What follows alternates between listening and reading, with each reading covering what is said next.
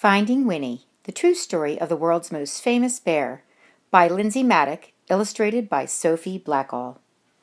"Could you tell me a story?" asked Cole. "It's awfully late." It was long past dark and time to be asleep. "What kind of story?" "You know, a true story, one about a bear." We cuddled up close. "I'll do my best," I said. A very long time ago, about 100 years before you were born, there was a veterinarian who lived in Winnipeg. His name was Harry Colebourn. "A vegetarian?" said Cole. "Bear doesn't like vegetables." "A veterinarian. It means an animal doctor." "I know that," Cole said. "That's what I'm going to be maybe when I'm big." If a horse had the hiccups or a cow had a cough, Harry knew how to make them feel just right. Harry's hands were never cold, even in Winnipeg, where winters are so frosty, icicles grow on the insides of your nose. That was just the kind of doctor he was. But a day came when Harry had to say goodbye to Winnipeg. There was a war far, far away, beyond the end of the country and on the other side of the ocean, and he was going to help. He would be caring for the soldiers' horses. Harry rode east on a train full of other soldiers. He leaned his head against the window, watching the land scroll by, wondering what it would be like to be so far from home. The train rolled right through dinner and over the sunset, and around 10 o'clock, and into a nap, and out of the next day, until it stopped at a place called White River. Harry decided to stretch his legs. On the platform was a man on a bench with a baby. "A baby?" said Cole, annoyed. "A baby bear, a cub." Harry stopped. It's not every day you see a bear cub at a train station. "That bear has lost its mother," he thought, "and that man must be the trapper who got her." "What do trappers do?" asked Cole. "It's what trappers don't do. They don't raise bears." "Raise them?" "You know," I said. "Love them." Harry thought for a long time. Then he said to himself, "There is something special about that bear." He felt inside his pocket and said, "I shouldn't." He paced back and forth and said, "I can't." Then his heart made up his mind, and he walked up to the trapper and said, "I'll give you $20 for the bear." "Is $20 a lot?" asked Cole. "Back then," I said, "even more than a lot." "Captain Colebourn," said the colonel on the train as the little bear sniffed at his knees. "We are on a journey of thousands of miles, heading into the thick of battle, and you propose to bring this most dangerous creature?" Bear stood straight up on her hind legs as if to salute the colonel. The colonel stopped speaking at once, and then, in quite a different voice, he said, "Oh, hello." The men of Harry's regiment squeezed by to have a look.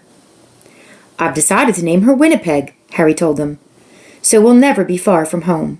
Winnie, for short." They had a very long way to travel, and they had already gone 3 or 4 feet when Winnie grew hungry. "What do bears eat?" the men wondered. "What don't they eat?" said Harry. "Vegetables," Cole reminded me. "Winnie ate vegetables," I said. "She ate everything except onions. They brought her carrots and potatoes and apples and tomatoes and eggs and beans and bread, even a tin of fish and some slop in a dish, but Winnie was still hungry." "How about dessert?" said Harry, holding up a bottle of condensed milk. Taking the treat in her paws, Winnie lay on her back and hummed a happy song as she drank. The men roared.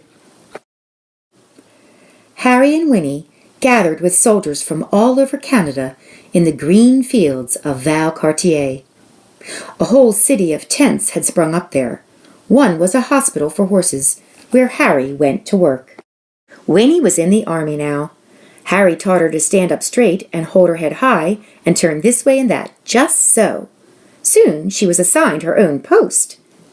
Even the colonel agreed that Winnie was a remarkable bear. She might have been the best navigator in the whole army. If you hit something, could she find it? She could. What if it was farther away, and farther still? "Remarkable!" he cried. In the evenings, both of them were too tired to move. When Harry thought about Winnie and the voyage across the ocean, his head said, "I shouldn't." His head said, "I can't," but his heart made up his mind. Nobody had ever tried to float so many people and animals across the Atlantic Ocean before. 30 ships sailed together, carrying about 36,000 men, and about 7,500 horses, and about one bear named Winnie.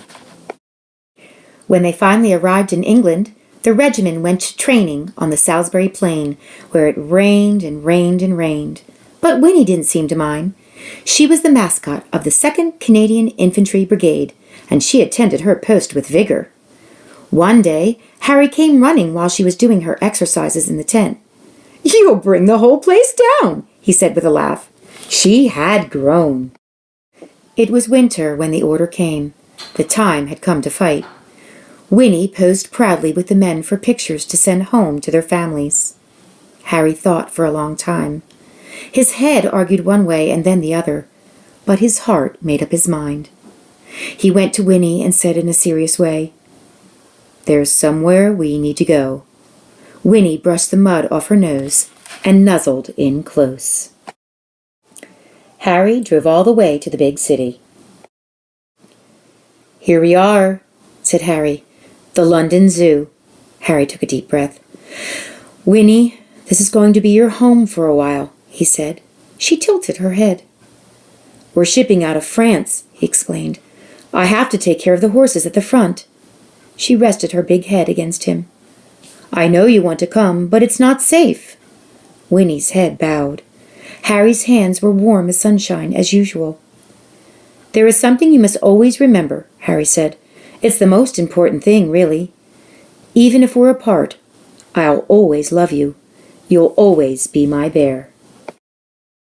"Is that the end?" "That's the end of Harry and Winnie's story," I said. "But I don't want it to be over," said Cole. "Sometimes," I said, "you have to let one story end so the next one can begin." "How do you know when that will happen?" "You don't," I said, "which is why you should always carry on." Once upon a time, there was a little boy with a stuffed bear. He'd had his bear ever since he was a baby, but somehow the boy had never found the right name for him.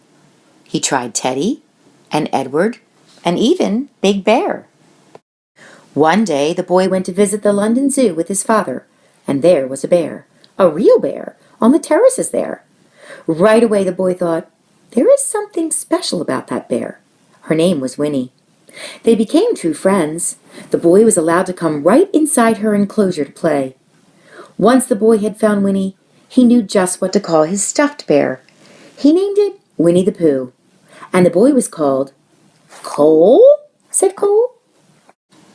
His name was Christopher Robin Milne. Christopher Robin would visit Winnie at the zoo, and then he would take his stuffed animal on all sorts of adventures in the wood behind his home. His father, Alan Alexander Milne, wrote books all about them. Harry's Winnie became Winnie-the-Pooh, and there has never been a more beloved bear. "But what about Harry?" Cole asked. When Harry visited Winnie at the zoo, he saw how happy she was. She was being raised. She was being truly loved. And that was all he had ever wanted from the moment they met at the train station in White River. So after the war, Harry returned to Winnipeg and his life as an animal doctor. Before long, he was married and had a son named Fred. And Fred had a daughter named Lorene. And Lorene had a daughter named Lindsay, which is me. And then I had a son. When I saw you, I thought, there is something special about this boy. So I named you after your great-great-grandfather, Captain Harry Colebourn. I named you Cole. "That's me?" Cole said in a whisper. "That's you." "And that's Winnie?" "Yes," I said, "that's Winnie." "And it's all true?" "Sometimes the best stories are," I said. Cole's eyes grew big, and he said nothing for a long time. Then he hugged his own bear close and let out a yawn that reached far away, and they both turned over and fell asleep. Harry as a young soldier. Harry kept diaries throughout World War I. This was the diary from 1914, the first year of the war. the diary page from the day Harry found Winnie. On August 24th, 1914, he wrote, "Bought bear, $20.